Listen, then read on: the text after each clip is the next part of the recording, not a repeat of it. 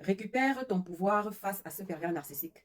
Cesse de donner à ce pervers narcissique des prérogatives et la place que tu es censé occuper. Quand tu es en relation avec un pervers narcissique, tu as tendance justement, pour garder la paix dans la relation, à laisser le fauteuil que tu es censé occuper au pervers narcissique en face. Que ce soit un homme ou que ce soit une femme, tu as tendance à laisser cet homme s'arroger en fait de tout ce qui te concerne, de tout ce qui incarne en fait qui tu es. Ça peut être des facilités professionnels, ça peut être des avantages professionnels, ça peut être des avantages liés à ta naissance, ça peut être des avantages liés à ton relationnel, ça peut être des avantages liés à quelque chose que tu as bâti dans une certaine communauté. Eh bien, quand tu es en relation avec un pervers narcissique, tu as tendance à laisser, somme toute, ce pervers narcissique se prévaloir de cela.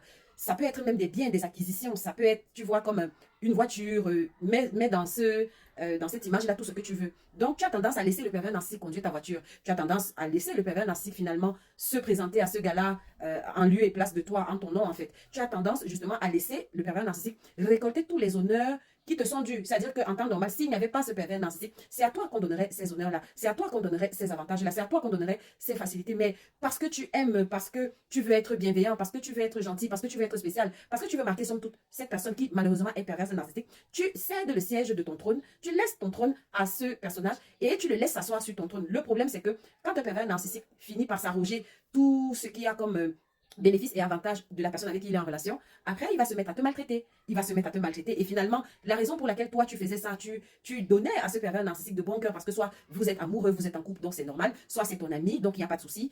Et en amitié, c'est même encore beaucoup plus prononcé parce que ça peut aller très loin. Ça peut être que voilà, on t'a donné un ticket pour aller à un événement qui était très important pour toi. Eh bien, ok, tu veux être bon prince et tu veux faire plaisir à ton ami et tu lui donnes, ça peut être un ami de même sexe, ça une amitié simple.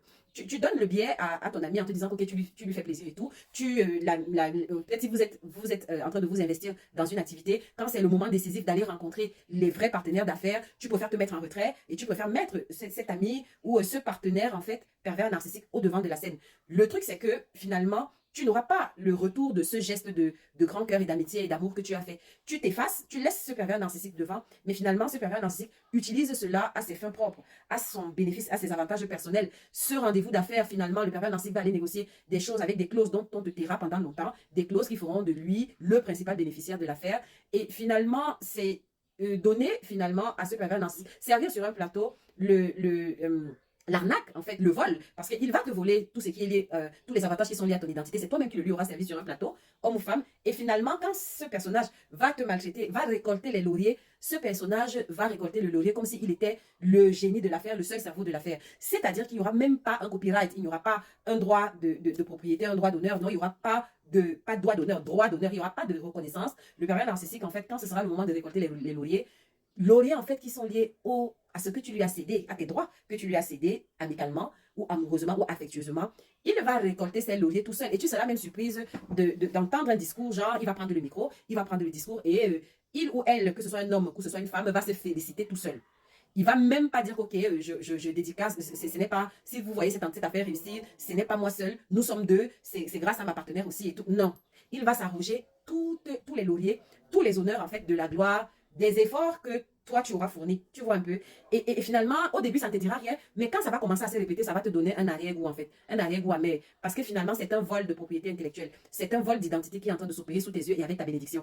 D'où justement le thème de cette vidéo qui est de ne pas céder le trône de ton trône à ce pervers narcissique. Récupère ton trône, récupère ton pouvoir. C'est-à-dire que si de par ta profession, si de par ta naissance, tu as droit à ça, rassure-toi d'en bénéficier d'abord avant de penser à faire bénéficier cet ami, ce conjoint, ce partenaire. C'est ça que je veux dire. Parce que les personnes qui sont en relation avec des pervers narcissiques ont tendance à s'effacer, à se mettre vraiment derrière tout au fond, à faire les invisibles et à donner toute la gloire et tous les lauriers à leur partenaire. C'est la chose à ne pas faire parce que toi-même, tu es en train en fait, de mettre ta signature pour qu'on te vole ton identité, pour qu'on te vole ta vie. Récupère tes lauriers, récupère tes fleurs, récupère ton trône. C'est ça que j'appelle le trône. Récupère ton trône. Et ça va aussi avec le fait d'assumer qui tu es.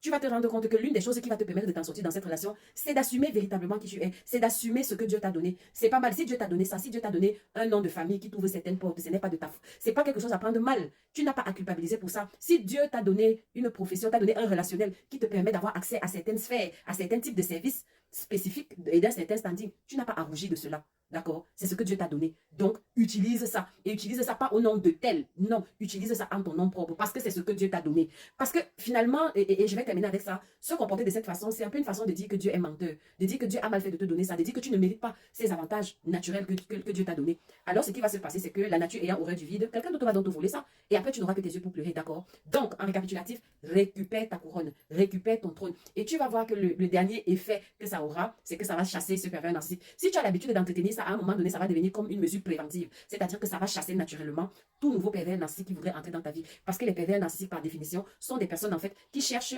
à voler les trônes des gens, à voler les couronnes des gens et à poser les petites couronnes sur leur tête à eux et à s'asseoir sur des trônes qui ne leur appartiennent pas. C'est ça. Donc, ils cherchent des profils, ils cherchent des personnes qui ont le syndrome de l'imposteur, qui se disent que, ah, non, c'est pas moi. Non, non, non, vraiment, je veux même pas qu'on mentionne mon nom de famille ici. Je veux pas les personnes qui cherchent à se faire toutes petites, vraiment, qui cherchent à se faire invisibles. C'est les genres de profils là que les pervers narcissiques cherchent. Donc, si toi, tu travailles cet aspect et que tu apprends à assumer ta couronne, assumer les avantages naturels que Dieu t'a donnés et pour lesquels tu n'as pas fait de mal, tu n'as pas tué et tu n'as pas volé, c'est des droits qui te sont donnés par Dieu. Alors, si tu apprends à le faire, toute nouvelle personne perverse narcissique qui voudra entrer dans ta vie dès les premiers échanges va se rendre compte que hey, le siège là, il est vraiment bien occupé. La couronne là, elle est bien fixée sur la tête de cette personne. Il me sera très difficile de voler cette couronne. Il me sera très difficile de voler ce siège. Et les pervers narcissiques ont horreur de ça, c'est de l'acide. Et donc, réaction, la conséquence directe sera que ce pervers narcissique va fuir. Donc, c'est une façon pour toi de faire fuir les pervers narcissiques. Quand tu apprends à assumer qui tu es, à assumer ta lumière, à assumer ta couronne. Arrête de dire non, non, non, c'est pas moi. Non, non, non, non, je suis juste toute petite. Non, non, non, je suis juste tout cela. Non, ça ne paye pas. Depuis que tu le fais, ça, tu ne vois pas que ça t'a mené de relation toxique en relation toxique. Ça t'a mené d'abus en abus. Ça t'a mené, en fait, rien que sur les sentiers battus des pervers narcissiques. D'accord? Allez.